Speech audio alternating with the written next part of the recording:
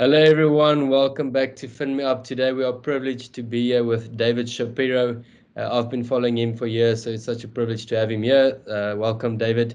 And today we'll be discussing a bit of international stocks. We'll be discussing the current state of the market and a few other interesting stock picks. So stay tuned till the end. David, welcome. Thank It's you. great having you. So if we jump into it, the current state of the market, you can speak international and even local if you'd like to. I know you're also a big fan of offshore shares or stocks, uh, as myself. So the current state of the market globally, what do you think?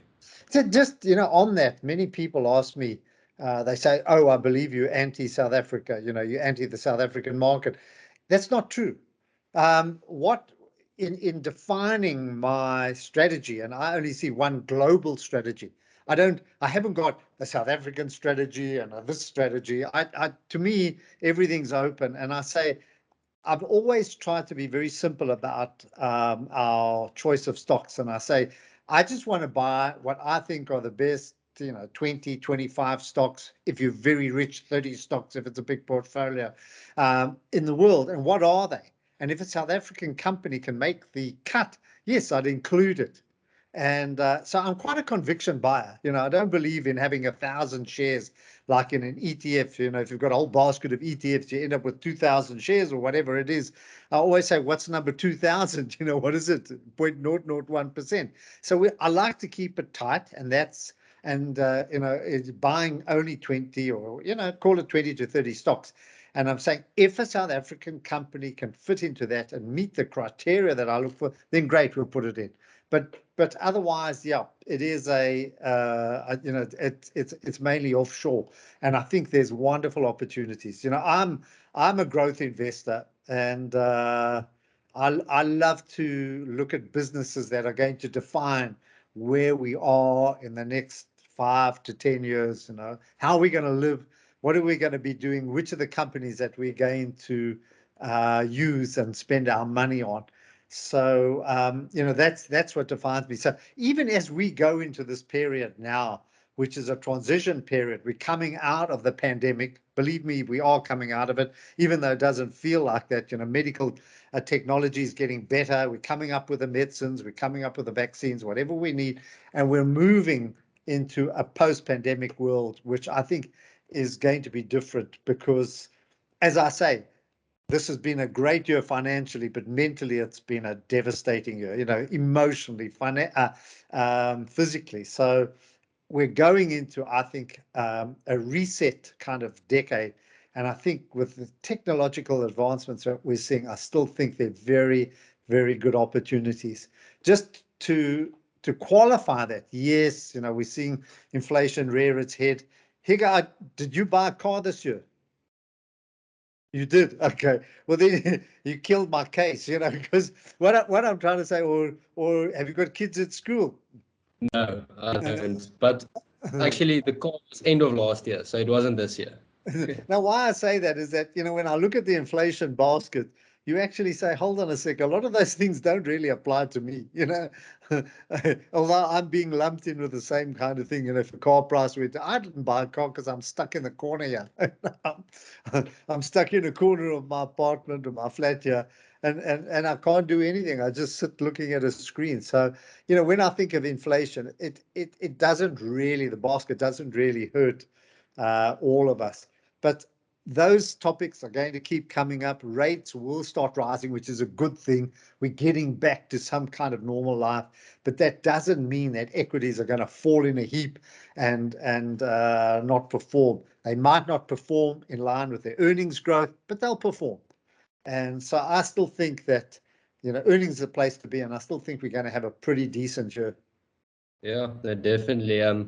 Yeah, I really agree with a lot you just said. I also love the theme that you said where if a South African JC listed company makes one of your top 30 companies, then go for it. So you said there are many opportunities now. What are some of them? Well, if we look, if we look at the themes that are going to dictate, for me, if I had to say what defined kind of 2021, in terms of investment theme, for me was electric cars. I mean, and it wasn't driven by the auto manufacturers, the motor manufacturers. They didn't say, let's start building electric cars. What happened is customers kept coming in and saying, listen, I want an electric car. I want to define who I am. I want, I want to see climate change. I want to see us living in a world free of carbons, whatever the story is. I want an electric car. And all of a sudden, the electric car manufacturers, motor manufacturers, were forced to change everything. But if we think about it, just think about what that does. All of a sudden, the factories have got to change. The skills have got to change. You're now looking at batteries as opposed to internal combustion engines.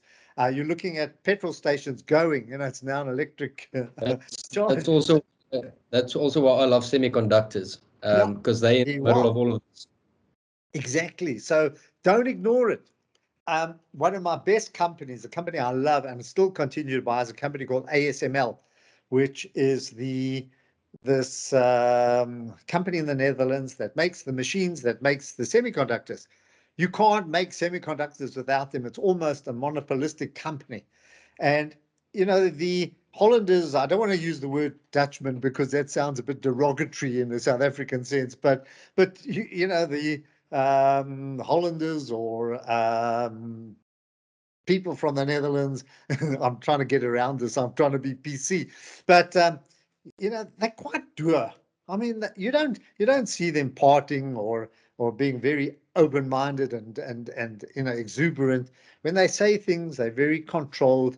And when you hear the ASML CEO saying, "Listen, for the next 10 years, we're going to grow at 11% to 15%, whatever the number is, I can't remember." You say, hold on a sec, how can he make that kind of projection? He's got to feel pretty confident.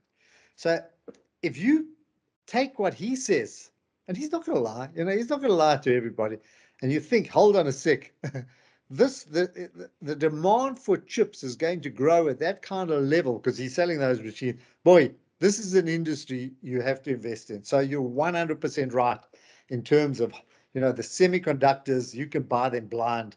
Don't listen to the analysts. Just give me chips, give me a chip company because you're going to do well. So you're 100% right. But those are the kind of themes that we're going into because it's going to define every part of our life.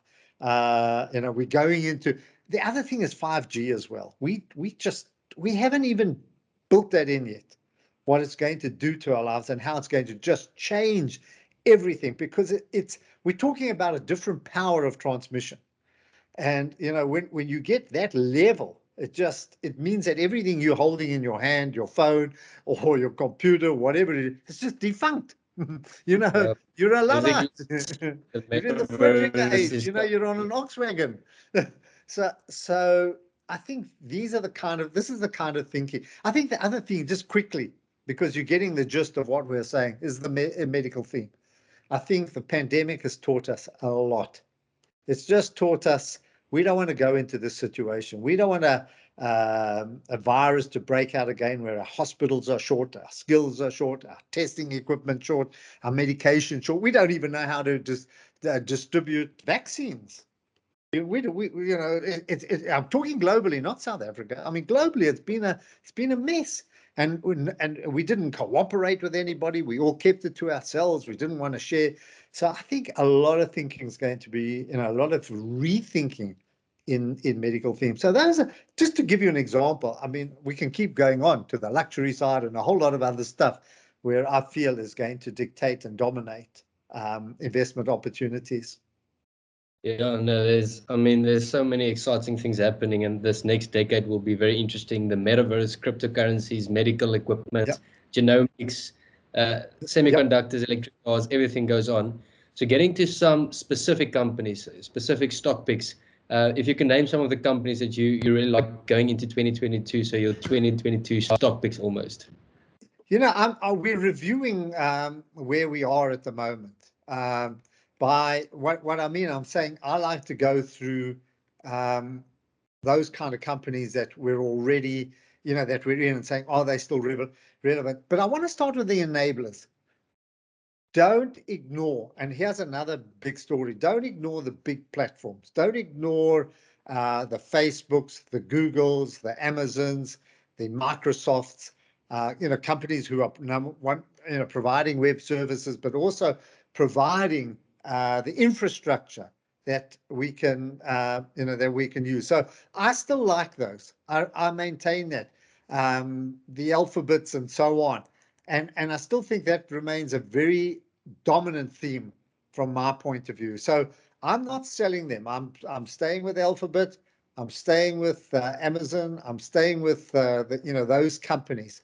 So don't the other thing here, which is very important that we not that we don't understand. These businesses, go and look at their research and development.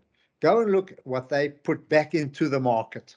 Okay, see what percentage of their cash, or you can use profits, whatever you want to use, goes back into development. Now, so their R&D is huge. It means they create jobs for scientists, for young, for engineers, for people in that looking for new products. So they're continually building skills by, even though they don't come out with it, there's another benefit in that, the skills develop. So I like those companies as well because they reinvest in their own brands. So I definitely stay with those. The other one, as I mentioned, ASML, I still like that. I like NVIDIA, but I've got nothing against AMD or these, what's it? I've gone blank. Semiconductors. TSM, yeah. Give it to me. Get me out of trouble here. Well, there's Taiwan, some Taiwan Semiconductors, yeah. Taiwan Yeah. Semiconductors. There's so many. Well, so those are three. You can't have everything, You can't go to a party and dance with every girl, Just choose who you want. So, I mean, when you're choosing your investments, make sure, just say with one. Don't run, I want this, I want that. But they'll all do well, and I'm sure there's some others along the way as well. I think what the cloud. Sorry, you can't ignore the cloud. Where it just to give you this theme and where I'm going with this as well, there are thousands of businesses who have not transformed. In other words, who haven't transformed to the cloud. They still got their computer under their desk or their service. So there's still massive capacity for businesses to transform. So you've got companies that provide services from Adobe to Salesforce to Accenture to businesses like that, which still form very much of that theme. That's a still growing theme along the way. Yes, competition comes and so on, but I still think there's a lot that you can do in those kind of things. We haven't forgot the batteries. We went into semiconductors for motor vehicles. Batteries, another one. It's a difficult area. I bought the global lithium, global lithium and battery ETF. Yeah. It gives you access to all of those. You can go to Albemarle if you want, or other companies in those kind of areas as well. So I think it's those are other ones that I'm buying. I've got to think on my feet now. Just if we come to the consumer side, there's still some very good going away from tech. I think luxury is another area that you can't ignore, and there's so many businesses and people, and what we're seeing now from the luxury side is that a lot of wealthy people are developing and they still want to spend. So your LVMHs, but if you want to be outside of that, your Hermes, I don't know how to pronounce it, Hermes, you know what I'm talking about. Hermes, Montclair, Kering. I like Ferrari. Ferrari's gone electric or is going electric. To me, it's a brilliant brand. It's not a motor car. It's a luxury brand. So those are other areas that one can get involved in, and the cosmetic side as well. I like particularly Asians, very, very conscious of their appearance and their skin. And apparently they want this glassy skin. So I like L'Oreal and Estee Lauder, but if you want to, there's a South Korean company called, I've got to think of this one. I can't remember to say, wait, Amore, something or other. I went blank on that one. You, We'll let the users know in the yeah, comments or in the description. yeah. So broadly, I don't know what I've left out of that, but I mean, those are the kind of themes. You know, when I have to look at you in the face and I can't go and take notes or something like this, then it's very hard to remember. And as I get older, you know, my memory starts to fade a bit, you know, little. I haven't got those new Yeah. chips in my head. I've still got a 64K A, chip. a quite interesting question. So I'm also, so during 2020, high growth stocks, you know, they did extremely well, and I also love high growth companies. The more risk appetite and companies doing a lot of innovation and disruption, and it's the future. But when does the valuations, like, is just me, or are some of those valuations just incredibly high, even of the companies that I love and want to invest in? For example, the company Unity Software. Yeah. They empower this metaverse and games and 3D and virtual reality and all of that. It is a company for the future. So do you just, you know, a bit of advice maybe, or lessons you've learned, do you just buy and hold, or do you wait for pullbacks, or because it's the valuation is insane? What's the evaluation? Are they making money yet at all? Um, I think you know, you've got to just keep a little bit aside for that. Do you know what I mean?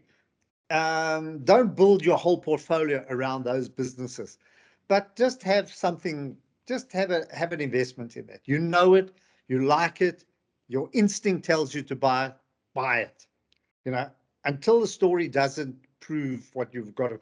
Once they start to go off and you say, hold on, they're not going where I want, get rid of it then. But I mean, if you think the story is relevant and is still going to last, stay with it. You know what I mean?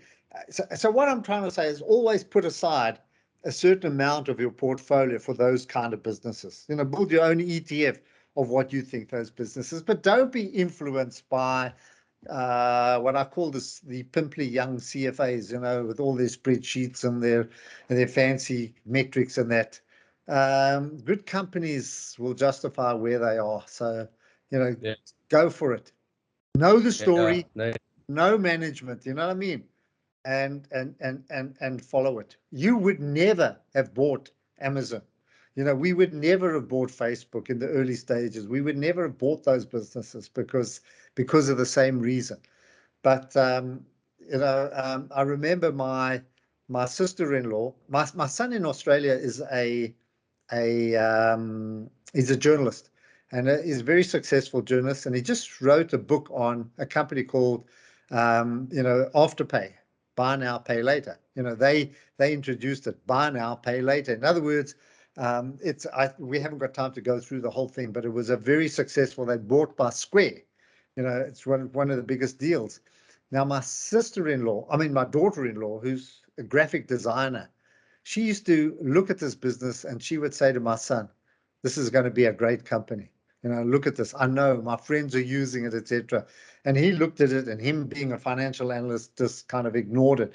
So here was a person who knew the story and who knew how it was captivating all these new clients, you know, all these new customers and that.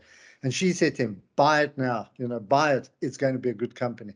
So that's the kind of instinct that she must follow. If he would have followed her, he would have done a lot more successfully than, you know, a lot better than he's done in his own portfolio. And here you are. She was a graphic designer who knew nothing, but she knew the business. So yeah, you don't be it's sidetracked by that. I know many in the crypto space say, when you know which, if you want to know which like Ethereum to buy, follow the developers. And I think the same with businesses, or, you know, if it's not the biggest businesses, look where the consumers are.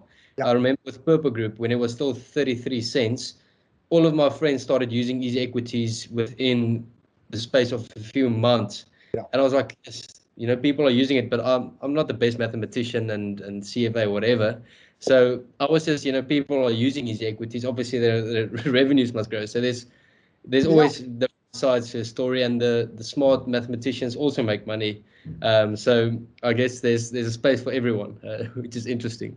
Yeah, follow Uh, the smart money. You know. But I mean, don't ignore that. Do not ignore what do you call anecdotal evidence or you know, those stories. There's a lot around. I've got many stories of people who made wealth using that kind of approach. rather than searching through the financials and starting to analyze every line on the income statement or on the balance sheet, and that just said, listen, these are good businesses. So, and many people have built immense wealth by just staying with the story. So don't be quick. Don't listen and say, oh, there's a multiple PE here, it's too high. Just stay with it. If the story's still relevant, stay with it. Yeah, they're very interesting. So just to conclude, if you had to pick 3 shares for today, 3 stocks, any country, any company, just Well, 3 for a basket today, what would they be?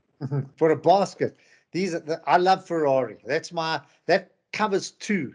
Okay, so it's ASML definitely. I love Ferrari as my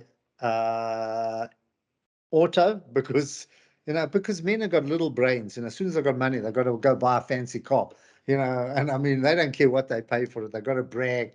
So, you've got to, I suppose you could say the same about females with an LVMH bag, but I mean, so let's go for Ferrari. What is my third stock? Let go for so I've got the motor theme in that.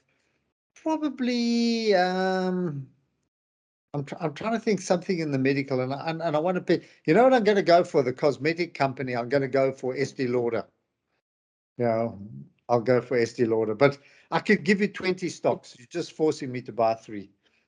Okay, just yeah, no, well, by the looks of it, there are a few, and I guess that's what we all have, a few companies. So just choosing 3 is difficult, but yeah, thank you so much. Thank you for sharing your quick knowledge. We hope to have you back soon. And to everyone watching, thanks for watching till the end. Make sure you like and subscribe to share this video with your friends. Have a great day. Thank you, David. Thank you, Higo. Done.